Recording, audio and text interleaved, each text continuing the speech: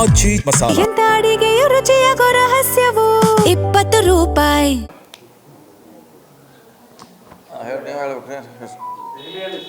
ಸಂಜೆ ಹೋರಾಟ ಇನ್ನೂ ತೀವ್ರ ಆಗ್ತಿದೆ. ಇವತ್ತು ದೇಶಾದ್ಯಂತ ಪ್ರತಿಭಟನೆ ಕರೆ ಕೊಟ್ಟಿದ್ದಾರೆ. ಕೇಂದ್ರ ಸರ್ಕಾರ 20 ದಿವಸಗಳಿಂದ ನಡೀತಾ ಇದ್ದಾರೆ. ಅವಾಗ ಅದನ್ನ ಅಟೆಂಡ್ ಮಾಡಬೇಕಿತ್ತು, ಅವರು ಮುಂಚೆನೇ ಮಾಡಬೇಕಿದ್ರು ಅದು. ಯಾಕಂದರೆ ಒಂದು ಎಲ್ಲೇ ಪ್ರತಿಭಟನೆ ಆದರೆ ನಾವು ಹೋಗ್ತೀವಿ, ಫ್ರೀಡಮ್ ಪಾರ್ಕ್ ಹೋಗ್ತೀವಿ, ಯಾವುದೇ ಸರ್ಕಾರ ಇದ್ರೆ ಇಲ್ಲಿ ಹೋಗ್ತೀವಿ. ಅಲ್ಲಿ ಕೂಡ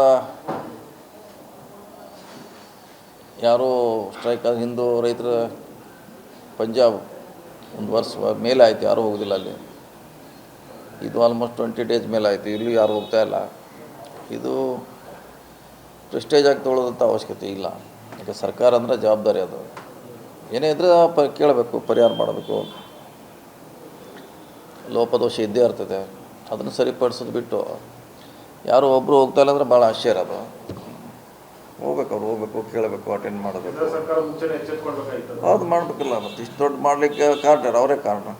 ಮೊದಲೇ ಇದನ್ನು ಟ್ಯಾಕಲ್ ಮಾಡಿ ಮೀಟಿಂಗ್ ಮಾಡಿ ಅವ್ರಿಗೆ ಹೀಗಾಗಿದೆ ಏನು ಮಾಡಬೇಕು ಸಜೆಷನ್ ತೊಗೊಂಡ್ರೆ ಅಲ್ಲೇ ಮುಕ್ತಾಯಗೊಳ್ಬೋದಿತ್ತು. ಅದು ಪ್ರೆಸ್ಟೇಜ್ ಮಾಡೋದ್ರಿಂದ ಅನಾವಶ್ಯಕ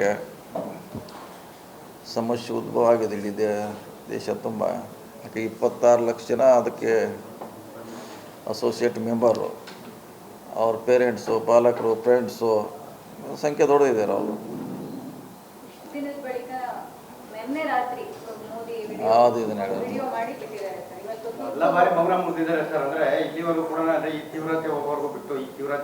ಅದೇ ನಾನು ಹೇಳಿದೆ. ಅವರೇನ ಮಾಡೋ ಅವಶ್ಯಕತೆ, ಹಿಂದೆ ಅವ್ರ ಮಂತ್ರಿನ ಕಳಿಸಿದ್ರೆ ಅಥವಾ ಬೇರೆ ಯಾರಿಗೂ ಡೆಪ್ಯೂಟ್ ಮಾಡಿದರೆ ಅವರೇ ಮಾತಾಡ್ಕೊಂಡು ಬರ್ತಿದ್ರು. ಅವ್ರು ಬೇಕಾದ್ರೆ ಅವ್ರನ್ನೇ ಅವರು ಆಫೀಸ್ ಕರೆಸಿ ಮಾತಾಡ್ಬೋದಿತ್ತಲ್ಲ. ಇಷ್ಟು ದೊಡ್ಡ ಘರ್ಷಣೆ, ವಿದ್ಯಾರ್ಥಿ ಮೇಲೆ ಹಲ್ಲೆ ಇದಾವ ಆಗ್ತಿರ್ಲಿಲ್ಲ.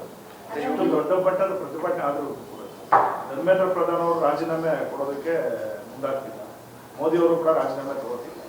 ಅಂದರೆ ಧರ್ಮೇಂದ್ರ ಪ್ರಧಾನ್ ಅವರು ಇಲ್ಲಿ ರಕ್ಷಣೆ ಮಾಡ್ತಿದ್ದಾರೆ.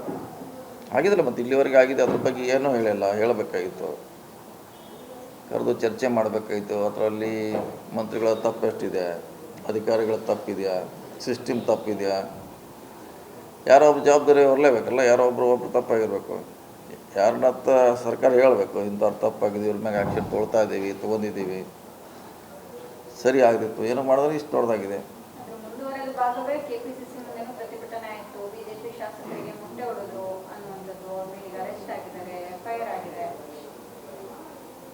ಎಲ್ಲ ಮೇಡಮ್, ಒಂದಕ್ಕೊಂದು ಹೋದಂಗೆ ಅದು ಬೆಳೀತಾ ಹೋಗೋದು ಅಷ್ಟೇ. ಅದು ಹಾಗೇನೆ ಎಲ್ಲ ರಾಜ್ಯಗಳಿಗೂ ಈಗ ವ್ಯಾಪಿಸ್ತಾ ಇದೆ. ದೇಶದಿಂದ ಕರೆ ಕೊಟ್ಟ ಹಿನ್ನೆಲೆಯಲ್ಲಿ ಅದು ಎಲ್ಲ ಕಡೆ ಅದೇ ಪರಿಣಾಮಗಳು ಕೂಡ, ಯಾಕೆಂದ್ರೆ ಕಾಂಗ್ರೆಸ್ ಇರಲಿ, ಬಿಜೆಪಿ ಇರಲಿ, ಯಾವುದೇ ಸರ್ಕಾರ ಇರಲಿ, ಎಲ್ಲ ರಾಜ್ಯಗಳ ಮೇಲೆ ಸರ್ಕಾರ ಮೇಲೂ ಆಗುತ್ತೆ. ಹಾಗಾಗಿ ಮುನ್ನೆಚ್ಚರಿಕೆ ಅವ್ರು ಎಚ್ಚೆತ್ತುಕೊಳ್ಬೇಕ್ರಿ. ಇದು ಅವ್ರು ಎಚ್ಚೆತ್ತುಕೊಳ್ಬೇಕು. ಮುನ್ಸೂಚನೆ ಯಾರು ಕೂಡ ಶಾಶ್ವತ ಅಲ್ಲ ಅನ್ನೋದು ಅದು ಇಂಡಿಕೇಶನು. ಈ ದೇಶದಲ್ಲಿ, ಜಗತ್ತಿನಲ್ಲಿ ಅಧಿಕಾರಕ್ಕೆ ಯಾರೂ ಶಾಶ್ವತ ಅಲ್ಲ. ಜನ ಯಾವಾಗ ಬೇಕಾದಾಗೂ ಯಾರನ್ನ ಕ್ವಶನ್ ಮಾಡ್ತಾರೆ ಅನ್ನೋದು ಇದು ಉದಾಹರಣೆ. ಚೈನಾದಲ್ಲಾಗಿದೆ, ರಷ್ಯಾದಲ್ಲಾಗಿದೆ, ಬೇರೆ ಬೇರೆ ದೇಶಗಳಲ್ಲಿ ಕೂಡ ಎಷ್ಟೇ ದೊಡ್ಡ ಪ್ರತಿಭಟನೆ ಆಗಿದೆ, ಉದಾಹರಣೆಗಳಿದೆ. ಮೊದಲೇ ಎಚ್ಚೆತ್ತುಕೊಳ್ಬೇಕು, ಅವ್ರಿಗೆ ಹೇಳಬೇಕು, ಸರಿಪಡಿಸುವಂಥ ಪ್ರಯತ್ನ ಮಾಡಬೇಕು. ಅಲ್ಲ, ಭಾಳ ಅವ್ರು ನೋಡಿ ಮಳೆ ಗಾಳಿ ಚಳಿ ಅಂತ ಅಲ್ಲೇ ಮಲಗಿದ್ದಾರೆ, ಅಲ್ಲೇ ಇದ್ದಾರೆ, ಊಟಿಲ್ಲ, ಪ್ರತಿಭಟನೆ ಮಾಡ್ತಿದ್ದಾರೆ.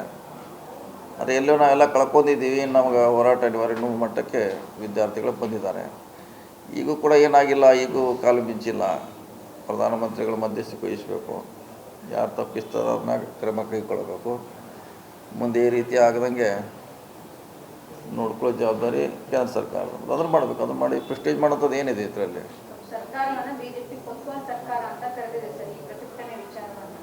ಇಲ್ಲ, ಅದೆಲ್ಲ ಹೇಳ್ತಾರೆ. ಇಲ್ಲ ಯಾರು ಕೇಳಿ ಅವರೊಬ್ಬ ಹೇಳ್ತಾರೆ. ಈಗ ಅದಕ್ಕೂ ಸಂಬಂಧ ಇಲ್ಲ, ಅದು ಲಿಂಕೇ ಇಲ್ಲ. ಇದು ಪ್ರತಿಭಟನೆ ಅಷ್ಟೇ. ಪ್ರತಿಭಟನೆ ಸಾಥ್ ಕೊಟ್ಟ ಮೇಲೆ ಇನ್ನೂ ಕೂಡ ಪ್ರತಿಭಟನೆ ತೀವ್ರ ಆಗಿದೆ. ತೀವ್ರ ನಾವು ಮಾಡಬೇಕಾಗಿಲ್ಲ, ಮೊದಲೇ ಇತ್ತು ಅದು. ನಾವು ಹೋದ್ಮ್ಯಾಗ ಏನಾಗಿಲ್ಲ ಅದು. ಈಗ ಬಿಹಾರದಲ್ಲಿ ಆಗಿದ್ರೆ, ಲಕ್ನೋದಲ್ಲಿ ಮುಂಬೈದಲ್ಲಿ ಆಗಿದೆ. ಅಲ್ಲಿ ಯಾರು ನಾವು ಹೋಗಿಲ್ಲಲ್ಲ. ಸೋಮೋಟ ಮಾಡ್ತಿದ್ದಾರೆ. ಅದು ಯಾವುದೇ ಪಕ್ಷಕ್ಕೆ ಸೀಮಿತವಾಗಿರುವಂಥ ಹೋರಾಟ ಅಲ್ಲ, ಅದು ಅವರ ಹಕ್ಕಿನ ಹೋರಾಟ ಅಷ್ಟೇ. ಯುವಕರ ಯುವಕರ ಭವಿಷ್ಯದ ಬಗ್ಗೆ ಇಷ್ಟೊಂದು ನೆಗ್ಲಿಜೆನ್ಸಿ ಅಂತ ಸೆಂಟ್ರಲ್ ಗೌರ್ಮೆಂಟ್ ಇದು ಯಾವ ಸಂದೇಶ ಕೊಡ್ತಿದ್ದಾರೆ? ಯಾವುದೇ ಅವರೇ ಹೇಳಬೇಕಲ್ಲ, ಈಗ ನಾವೇನು ಹೇಳಬೇಕು? ನಾವು ಹೇಳಿದ್ರಲ್ಲ, ಇದನ್ನು ಇಷ್ಟು ಬೆಳೀಲಿಕ್ಕೆ ಬಿಡಬಾರ್ದಿತ್ತು, ಮೊದಲೇ ಕರೆದು ಮಾತಾಡಬೇಕಿತ್ತು, ಅವ್ರನ್ನ ಸರಿಪಡಿಸುವಂಥ ಕೆಲಸ ಮಾಡಬೇಕಿತ್ತು. ಸೊ ಅನಾವಶ್ಯಕ ಗೊಂದಲ. ಈಗ ಸ್ಟ್ರೈಕ್ ಮಾಡೋರನ್ನ ನೀವು ದೇಶದ್ರೋಹಿ ಕರೆದ್ರೆ ಎಲ್ಲರೂ ದೇಶದ್ರೋಹಿ ಇದ್ದಾರೆ, ಅವರು ಅಷ್ಟು ಮಂದಿ